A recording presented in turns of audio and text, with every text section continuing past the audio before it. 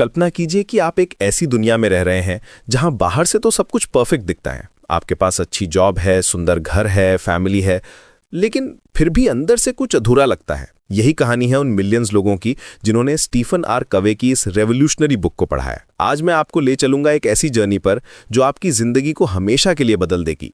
25 साल पहले जब ये बुक पहली बार पब्लिश हुई थी, तब से लेकर आज तक ये दुनिया की सबसे ज्यादा बिकने वाली बुक्स में से एक है। लेकिन क्यों? क्योंकि ये कोई ऑर्डिनरी सेल्फ हेल्प बुक नहीं है।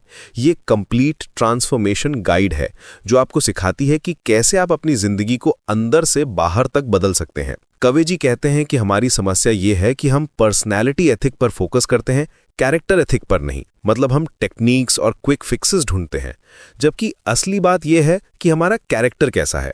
वो एक पावरफुल एग्जाम्पल देते हैं सबवे की। एक आदमी अपने बच्चों को कंट्रोल नहीं कर पा रहा था और कवे जी को इरिटेशन हो रही थी, लेकिन जब उन्हें पता चला कि उस आदमी की वाइफ अभी अभी हॉस्पिटल में मर गई है, तो उनका पूरा पर्सपेक्टिव बदल गया। यही है पैराडाइम शिफ्ट की पावर। अब आइए समझते हैं कि ये 7 हैबिट्स क्या हैं और कैसे ये आपकी जिंदगी को ट्रांसफॉर्म कर सकती हैं। पहली 3 हैबिट्स को कवे जी प्राइवेट विक्ट्री कहते हैं, क्योंकि ये आपको खुद पर मास्टरी दिलाती हैं। हैबिट नंबर 1 है बी प्रोएक्टिव। ये सबसे फंडामेंटल हैबिट है। इसका मतलब ये है कि आप अपनी सर्कमस्टेंसेस का विक्टिम नहीं है, बल्कि आप अपनी चॉइसेस के लिए रिस्पॉन्सिबल हैं। कवे जी कहते हैं कि स्टिमुलस और रिस्पॉन्स के बीच में एक स्पेस होती है और उस स्पेस में हमारी फ्रीडम होती है चूज करने की। जब आप प्रोएक्टिव होते हैं तो आप वेदर, ट्रैफिक या दूसरे लोगों के बिहेवियर से अपना मूड डिसाइड नहीं करने देते। आप अपनी वैल्यूज के अकॉर्डिंग रिस्पॉन्ड करते हैं। दूसरी हैबिट है begin with the and in mind. ये लीडरशिप की हैबिट है। इसका मतलब है कि आप पहले मेंटल क्रिएशन करते हैं, फिर फिजिकल क्रिएशन। आप अपना पर्सनल मिशन स्टेटमेंट बनाते हैं और क्लियर विजन रखते हैं कि आप क्या अचीव करना चाहते हैं। कवि जी कहते हैं कि management is doing things right, लेकिन leadership is doing the right things. पहले आपको यह डिसाइड करना होगा कि राइट थिंग्स क्या हैं। तीसरी हैबिट है पुट फर्स्ट थिंग्स फर्स्ट। ये सेल्फ मैनेजमेंट की हैबिट है। यहां कवि जी टाइम मैनेजमेंट मैट्रिक्स इंट्रोड्यूस करते हैं, जिसमें 4 क्वाड्रेंट्स हैं। सबसे इंपॉर्टेंट है क्वाड्रेंट 2, जिसमें वे एक्टिविटीज आती हैं जो इंपॉर्टेंट है लेकिन अर्जेंट नहीं है, जैसे एक्सरसाइज करना, रिलेशनशिप्स बिल्ड करना, प्लानिंग करना। सक्सेसफुल लोग अपना ज्यादा टाइम क्वाड्रेंट 2 में स्पेंड करते हैं। जब आप इन तीनों हैबिट्स को मास्टर कर लेते हैं, तब आप पब्लिक विक्ट्री के लिए रेडी होते हैं। यहां कवि जी इमोशनल बैंक अकाउंट का कॉन्सेप्ट इंट्रोड्यूस करते हैं। हर रिलेशनशिप में एक ट्रस्ट का अकाउंट होता है। जब आप कर्टिसी दिखाते हैं, प्रॉमिसेस कीप करते हैं, तो आप डिपॉजिट्स करते हैं। जब आप डिसकर्टसी दिखाते हैं या प्रॉमिसेस ब्रेक करते हैं, तो विड्रॉल्स होते हैं। हैबिट नंबर 4 है थिंक विन विन। ये अबंडेंस मेंटालिटी की हैबिट है। आप ये बिलीव करते हैं कि सब के लिए इनफ है। आप कंपटीशन में नहीं, कोऑपरेशन में बिलीव करते हैं। विन विन का मतलब ये नहीं है कि आप कॉम्प्रोमाइज करें, बल्कि ये है कि आप ऐसे सॉल्यूशंस ढूंढें जो सबके लिए बेनिफिशियल हों। 5वीं हैबिट है seek first to understand then to be understood. ये एम्पैथिक कम्युनिकेशन की हैबिट है। कम्युनिकेशन एक्सपर्ट्स कहते हैं कि हमारी कम्युनिकेशन का केवल 10% वर्ड से होता है, 30% साउंड से और 60% बॉडी लैंग्वेज से, लेकिन हम सिर्फ वर्ड्स पे फोकस करते हैं।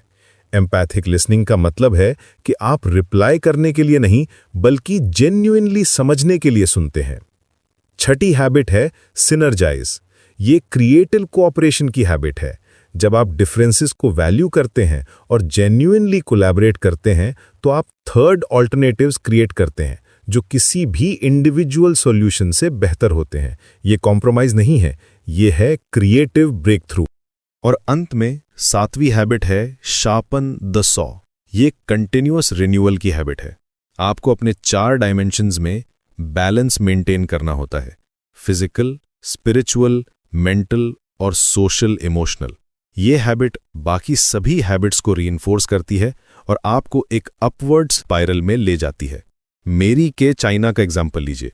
जब उन्होंने 2001 में 7 हैबिट्स प्रोग्राम लॉन्च किया, तो 2012 तक वे चाइना में नंबर 1 कॉस्मेटिक्स ब्रांड बन गए।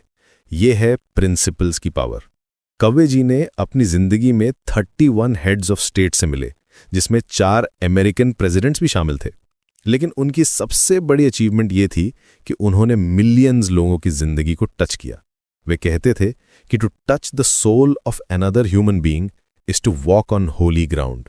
ये बुक सिर्फ टेक्निक्स नहीं सिखाती, यह आपको प्रिंसिपल सिखाती है, और प्रिंसिपल्स टाइमलेस होते हैं।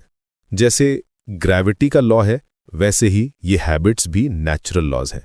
आप इन्हें ब्रेक नहीं कर सकते, आप सिर्फ खुद को इनके अगेंस्ट ब्रेक कर सकते हैं।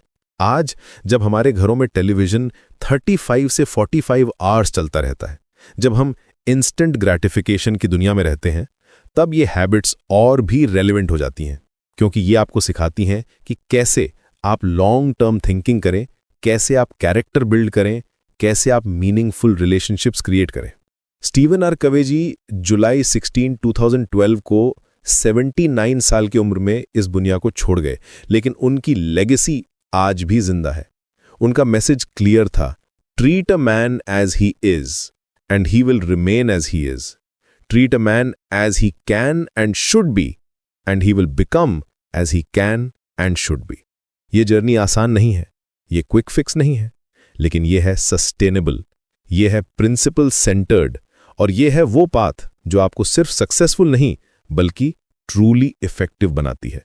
क्योंकि इफेक्टिवनेस का मतलब ये नहीं है कि आप कितना प्रोड्यूस करते हैं, बल्कि ये है कि आप पीपीसी बैलेंस मेंटेन करते हैं, प्रोडक्शन और प्रोडक्शन कैपेबिलिटी दोनों का। तो क्या आप रेडी हैं इस ट्रांसफॉर्मेशन के लिए? क्या आप रेडी हैं अपनी जिंदगी को इनसाइड आउट चेंज करने के लिए? ये जर्नी आज से शुरू होती है, इसी मोमेंट से। क्योंकि जैसा कि कवि जी कहते थे, लव इज अ वर्ब। ये कोई फीलिंग नहीं है जो आपके साथ हैपन होती है, ये एक चॉइस है जो आप करते हैं। और यही है इन 7 हैबिट्स की असली पावर। वे आपको चॉइस देती हैं, फ्रीडम देती हैं और अल्टीमेटली एक मीनिंगफुल लाइफ जीने का रास्ता दिखाती हैं।